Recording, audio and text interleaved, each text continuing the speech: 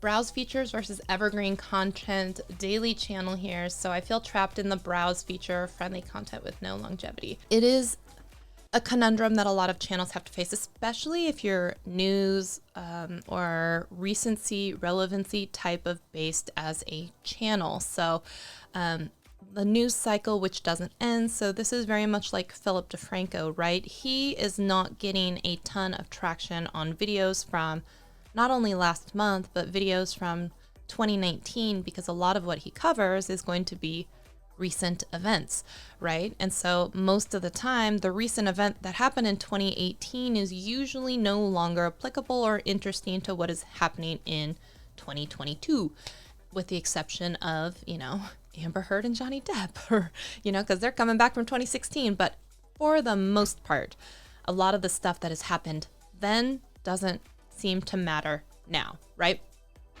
And then if you have an evergreen type of content, and I'm sorry if this is elementary for some people listening, but I want to make sure we establish the same vernacular and vocabulary as we're going forward here. But if you have something, let's say a camera tutorial, but it's not specific to any specific camera, and it's talking about the fundamentals of learning about f-stop and ISO and figuring out, shutter speed. So the settings that you have on your camera that are best for sports photography, right?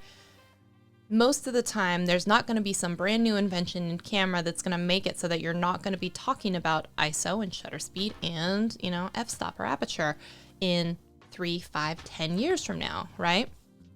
So if you think about that, you could have, let's say, 1 million views that happen on a video, but if you're a news-based type of recency-based channel, then you really have to get those views like 800,000 at the very beginning, 200,000 that trickle in over time for the rest of whatever because of curiosity or something that happened. Like, what happened back 5 years ago? If you're an evergreen channel, it doesn't matter if it starts at 100,000 and then eventually gets to the million, or if it's, equally spaced out. And you see a lot of them, you may actually get a big spike that happens at the very beginning because of new recency. But then as you plateau, you actually see many, many years later, something like that, it just tends to, maybe it gets picked up in search and it just keeps going up or staying flat and staying steady throughout time. So that is that evergreen type of content. It's not going away. It's like a big old tree and it lasts forever unless, the forest goes on fire for the most part. So the problem with doing recency based types of videos is that if you don't continue to churn out content on the daily, on the weekly, on the monthly, when the current events are happening, or you're too late on things that happened, like if you're recency, you could try to make a news video about something that happened 2 weeks ago, but a lot of the time some people aren't going to care about it because there's always something newer in the news cycle. Also, if you get sick, if you miss something that happened, if you lost your voice, if if some family life event happened to you and you missed that current event, it's really hard to piggyback on the existing videos that are out there about that current event, and so you just miss that one. So you just have to catch the next one. So it can feel like a rat race because you're continually going in and trying to be like, what's hot, what's new, can't take time off, and it's a real grind that can wear you down. Whereas the evergreen one, it's kind of like, okay, that one's out, onto the next. But if you do have something that really takes off, then you can kind of be like, how do I ride the wave? How do I build off this? How do I update this with a new version every year, which is kind of something like Primal Video does. So if you think about that, you have to wonder, how much money do you need to come in and at what pace, right? So if you're someone who, hopefully that makes sense. If you want your entire library and catalog to be evergreen content that is going to constantly sustain and you don't mind the huge spike, you need the spike right now, then an evergreen content strategy could be a way to go. But the recency one, because more people are searching for it, you have more chances of pockets of being popular and kind of blowing up, right? So you might have someone she's not a great example because she's great anyway, but Emily D. Baker, right? She's had explosive growth over the last week because she's been covering the Johnny Depp and Amber Heard trials.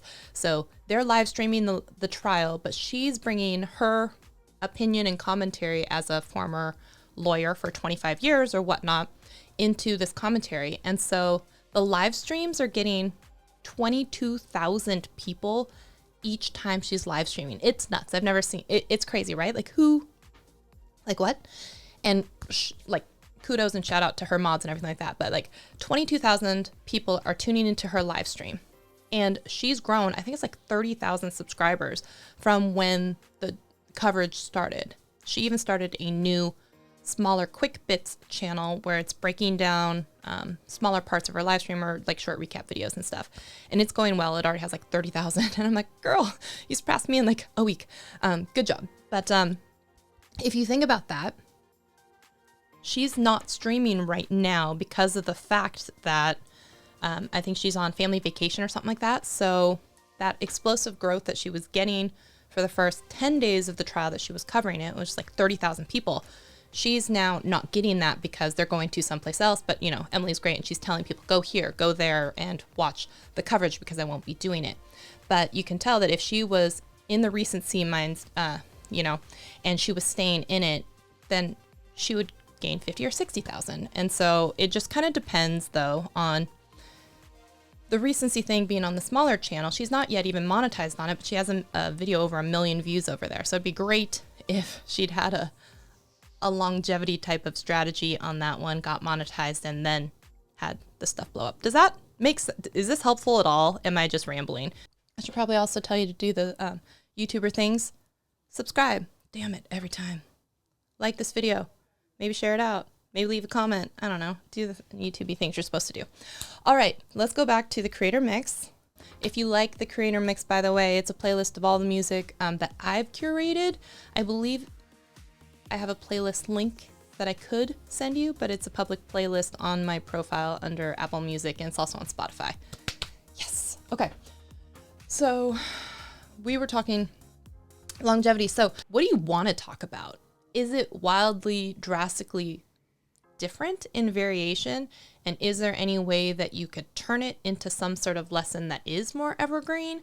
That would be a conversation I would want to have with you, because you may be finding that you think you have to talk, let's just exampleize it as Johnny Depp and Amber Heard, but really the way that you make that an evergreen type of content is we start having conversations about toxic femininity and intimate partner violence and public perception and, you know, or the law angle or whatever you want to take on it. So there are lessons that are evergreen, even in something that is more of a quick hit, in your face, right now, current news event cycle type of event.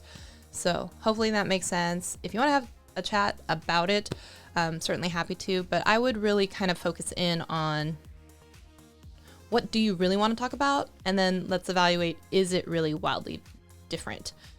Or how do you like marry those two together so you don't feel trapped? Because that's the last thing you want. And you don't want to have, when you're doing breaking news cycle stuff as well, a lot of the time, if you want to create, and we're going to come back to Tech for Your Needs with how do you start to create time and space for yourself so you're not having to be burnt out all the time, right?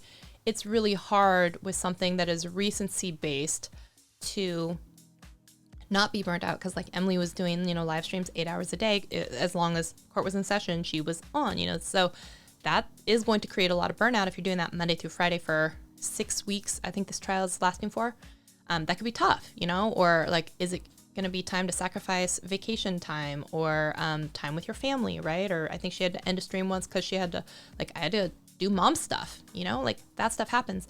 Or also if you get sick or if you're traveling, but like it's really hard to film in advance, which a lot of people, you know, would be like bulk up, upload or something like that and schedule out your content. So if you're on vacation, people would never know that you're just not at home doing the YouTube-y things.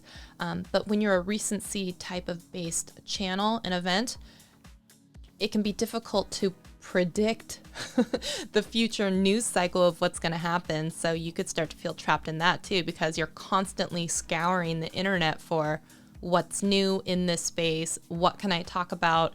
How do I put the spin on it? And that like cycle of like, go, go, go, get it out now before anyone else does, get the scoop.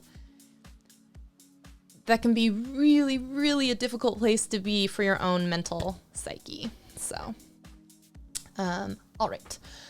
You're burnt out and anxious and nailed it. It's a great question. I cover stock. Oh, I know you do, right? Financial markets. If Elon is buying Twitter, you cover it gets a lot of views. If I do more deep quality investment education type video, it bombs. And I missed the daily news cycle. Yeah. Yeah. And you covered the Tesla quarterly earnings call, 3 hours, tons of views, but man, I was drained. Yeah, right? And what point are you sacrificing, well, your time and energy for the little bit that's coming back in AdSense or something like that? So if you are someone who is finding yourself really being hit with volatility in not the market, but you know what I mean, the market of views, let's say, of your videos. Wow, how about that? Tie that in. Then I would also encourage you to get out of the cycle of chasing the AdSense. So just for an example, like I, on a good month, on a really, really, really good month, I make $200 a month from AdSense. And that's not a lie. You guys can go. I've been doing it since December or January. Every month I report out everything that I'm making as an online content creator. I'm not hiding it from you. It's there. It's called the monthly revenue report. And I'm just showing you realistically what a YouTuber or content creator is making. So if you're, let's say, getting, again, this is me as an example, I'm making $200 a month in AdSense, but I made last month $2,200 from my Amazon influencer account, not the associate one, the influencer account, right? So I made 10 times more not having to worry about the video views. The video views are whatever it is, whatever I got. And that was just a bonus or the icing on and I always say it's the icing or the dessert. It's not the entree, right? So if you think about that, like I make 10 times more from selling an affiliate product or doing influencer videos or something like that. And if you're chasing the volatility in the market and the views and you're worried about that, I might encourage you also to take a look at your revenue pie to see it where the distribution and slices is coming from, because maybe you got a sponsorship with Ameritrade or what's the other one with the stock, the one that's really popular that sometimes people are, do this when you get $10 in free stocks or whatever else it is, or something with Bitcoin or something like that, right? If you were to get a sponsorship with a company like that ends up paying you the $2,000 or whatever else it is, then you're not at the mercy of the view cycle. And you'll also have the freedom and flexibility to maybe make more of the content that you want to, which makes you more satisfied and happy in the videos that you're putting out, right? So you don't have to chase the things that necessarily get the views. If you want to do a deep dive into something and make money off of it still, you can team up with sponsors, affiliates, or whatnot. And I might encourage you to look at that anyway. I'm not sure how well you do with your sponsors or whatnot, but I might just take a look at that division of assets and property in your monthly revenue pie and see if there's something that you could make up, because it may not be worth it to you for the aggravation that you're causing yourself in loss of interaction with time spent with family, friends, chasing the news cycle, blah, blah, blah, and not covering the topics that you want to. So maybe take a look at that.